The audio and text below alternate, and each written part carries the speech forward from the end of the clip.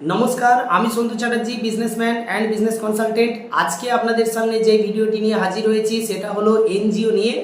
ইয়ানি কি NGO registration আপনি কিভাবে করবেন, কীরকমভাবে এনজিও রেজিস্ট্রেশন করলে আপনার বেনিফিট আসতে পারে, এবং এই এনজিও রেজিস্ট্রেশন করে আপনি কি কি অ্যাক্টিভিটিস চালিয়ে নিয়ে যেতে পারেন, আর সেই সকল অ্যাক্টিভিটিস থেকে কিভাবে আপনি আপনার প্রতিষ্ঠানটাকে এগিয়ে নিয়ে যাবেন, সম্পূর্ণ বিষয় নিয়ে আজকের এই পূর্ণ ভিডিওটি আপনি ভালো করে দেখতে থাকুন।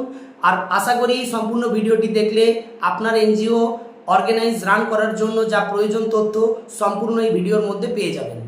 প্রথম স্টেপে আমরা জানবো যে আমরা যদি নতুন করে এনজিও রেজিস্ট্রেশন করতে চাই তাহলে আমরা কত রকম পদ্ধতিতে আমরা এনজিও রেজিস্ট্রেশন করতে পারবো।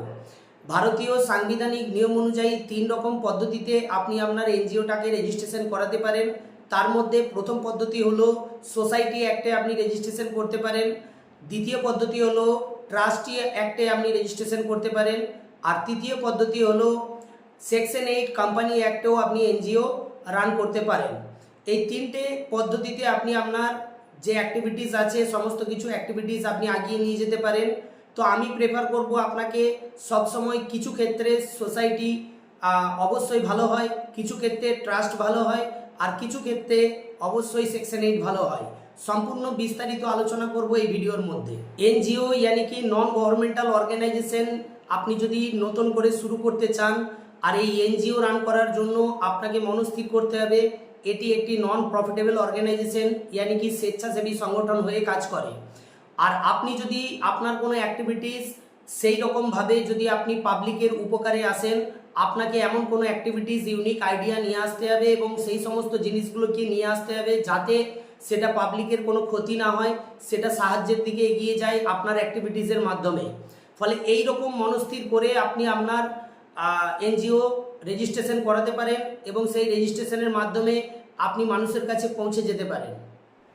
সোসাইটি অ্যাক্ট রেজিস্ট্রেশন আপনি কখন করবেন? যদি আপনার কোনো অ্যাক্টিভিটিস অন্তর্রাজ্যের ভেতরে হয় তখনই আপনি সোসাইটি রেজিস্ট্রেশন করবেন। এছাড়া যদি আপনার কোনো অ্যাক্টিভিটিস পুরো ভারতবর্ষ জুড়ে হয় তাহলে অবশ্যই আপনি ট্রাস্টি রেজিস্ট্রেশন করে নিতে পারেন আপনার অ্যাক্টিভিটিসের জন্য। আর এই দুটোর থেকেও আরেকটু অন্যতমভাবে যদি আপনি রেজিস্ট্রেশন করতে চান তাহলে আপনি কোম্পানি অ্যাক্ট ইয়ানি কি সেকশন 8 কোম্পানিতে আপনি রেজিস্ট্রেশন করাতে পারেন আপনার এনজিওকে। আর এই সেকশন 8 কোম্পানিতে যদি আপনি রেজিস্ট্রেশন করান, এটিও একটি নন প্রফিট অর্গানাইজেশন অ্যাক্টেই রেজিস্ট্রেশন হয়। আর এই রেজিস্ট্রেশন করার পরে আপনি অবশ্যই একটি ইনকরাপশন সার্টিফিকেট পেয়ে যান, সাথে কোম্পানির প্যান নাম্বার পেয়ে যাবেন, কোম্পানির সিন নাম্বার পেয়ে যাবেন। এছাড়া আপনার অর্গানাইজেশনের যে পার্টনার বডিরা থাকবেন তাদের প্রত্যেকেরই ডিএসসি হয়ে যাবে, ইয়ানি কি ডিজিটাল সিগনেচার হয়ে যাবে। আর এটা সব থেকে ভালো একটি প্লাস পয়েন্ট থাকে, সেটা মিনিস্ট্রি অফ অ্যাফেয়ার্সে গুগলে অটোমেটিক এটা লিস্টিং হয়ে যায় এমসিএ পোর্টাল দ্বারা। ফলে আপনার অর্গানাইজেশনের নাম যদি কেউ গুগলে সার্চ করে, এমসিএ পোর্টাল আপনার অর্গানাইজেশনের নামটিকে গুগলে শো করায়। ফলে একটা ট্রাস্টেবল জায়গা তৈরি হয়। তো আমি আপনাকে প্রায়োরিটি দেব যে যদি আপনি এনজিও রান করতে চান বর্তমানে ডিজিটালের যুগে, আপনাকে সেকশন 8 রেজিস্ট্রেশন করে এনজিও রান করা আপনার জন্য বাঞ্ছনীয় হবে। এবার আসি, আপনি যদি এনজিও রান করতে চাইছেন বা এনজিও রান করে নিয়ে যাচ্ছেন তাহলে আপনি কি কি ধরনের অ্যাক্টিভিটিস আপনি এর মধ্যে অ্যাটাচ করতে পারেন। সব থেকে ভালো যেটা সেটা হলো এডুকেশন নিয়ে আপনি কাজ করতে পারেন, আপনি মেডিকেল নিয়ে কাজ করতে পারেন, ইয়ানি কি হেলথ নিয়ে কাজ করতে পারেন। এছাড়া আপনি চাইল্ড কেয়ার নিয়ে কাজ করতে পারেন, ওমেন এম্পাওয়ারমেন্ট ইয়ানি কি ওমেন ডেভেলপমেন্ট নিয়ে আপনি কাজ করতে পারেন, হিউম্যান রাইটস নিয়ে আপনি কাজ করতে পারেন, স্কিল ডেভেলপমেন্ট নিয়ে আপনি কাজ করতে পারেন। এছাড়াও স্পোর্টস নিয়ে আপনি কাজ করতে পারেন। বহু রকমের অ্যাক্টিভিটিস আছে। এই ভিডিওর মধ্যে হয়তো আমি এত অ্যাক্টিভিটিস আপনাকে দিতে পারলাম না, কিন্তু অনেক রকমারি অ্যাক্টিভিটিস আছে যেগুলো সমাজে কল্যাণমূলক কাজের জন্য ব্যবহৃত হয়।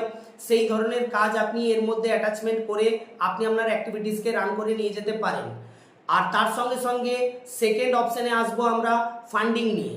এনজিওর ফান্ডিং একটা সবথেকে বড় সমস্যা, আর এই সমস্যাটাকে সমাধান করার জন্য আমার চ্যানেলটাকে অবশ্যই আপনি সাবস্ক্রাইব করে রাখুন, কারণ ফান্ডিং বিষয়ে আমরা অনেক রকম ভিডিও এই চ্যানেলের মধ্যে দিয়ে থাকি।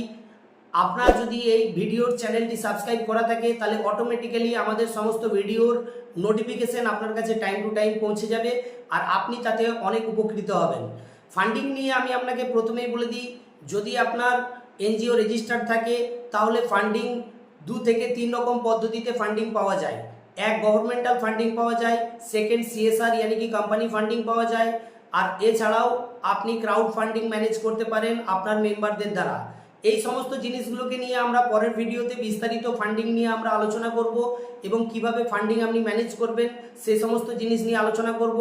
আর সাক্ষাতে যদি আপনার এনজিওকে সত্যিই আগিয়ে নিয়ে যেতে হয় এবং গুড অ্যাক্টিভিটিস নিয়ে আপনাকে কাজ করতে হয়, তাহলে অবশ্যই স্ক্রিনে দেওয়া নাম্বারে আপনি ফোন করে আপনি বিস্তারিত তথ্য জানতে পারেন এবং আমাদের অফিসে ভিজিট করে আপনি আরও সরাসরি বিভিন্ন রকম প্রশ্ন উত্তর আপনি এখান থেকে নিতে পারেন।